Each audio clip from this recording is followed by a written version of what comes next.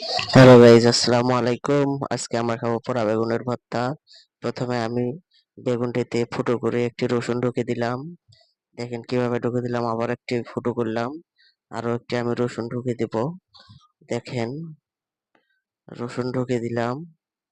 তারপর আরো একটি রসুন ঢুকে দেব বেগুনের মধ্যে, দেখতে পাচ্ছেন আপনারা।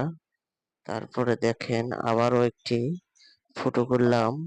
ফুটো করে আবার একটি রসুন ঢুকে দেওয়ার চেষ্টা করব। এই তো ঢুকে দেওয়া হলো আরো একটি রসুন, দেখতে পাচ্ছেন আপনারা। এইভাবে বেগুনটি কিছুক্ষণ পর আবার সরিষার তেল বেগুনের গায়ের উপর দিয়ে মেখে নেব। এই নিলাম সরিষার তেল, বেগুনটির গায়ের উপরে সরিষার তেল মেখে নিলাম। এই বেগুন অল্প কিছুক্ষণের মধ্যে আগুনে পুড়িয়ে হত্যা করব।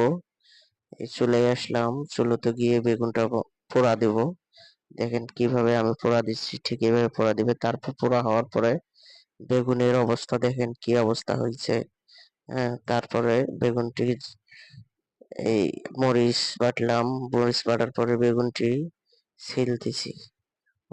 উপরের যে পোড়া অংশগুলো এভাবে ফেলে দেওয়া হবে।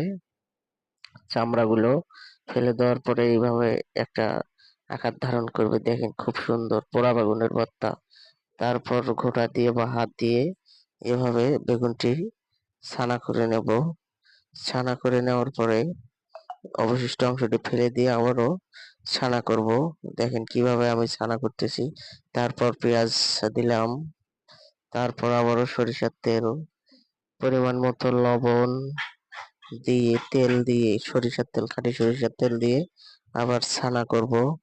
এভাবেই আপনারা পোড়া বেগুনের ভর্তা খেতে পারবেন, অনেক সুস্বাদু।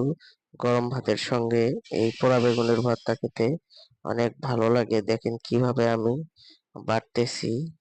আপনারাও এভাবেই ভর্তা করে খাবেন, অনেক সুস্বাদু লাগবে গরম ভাতের সঙ্গে। দেখেন এখন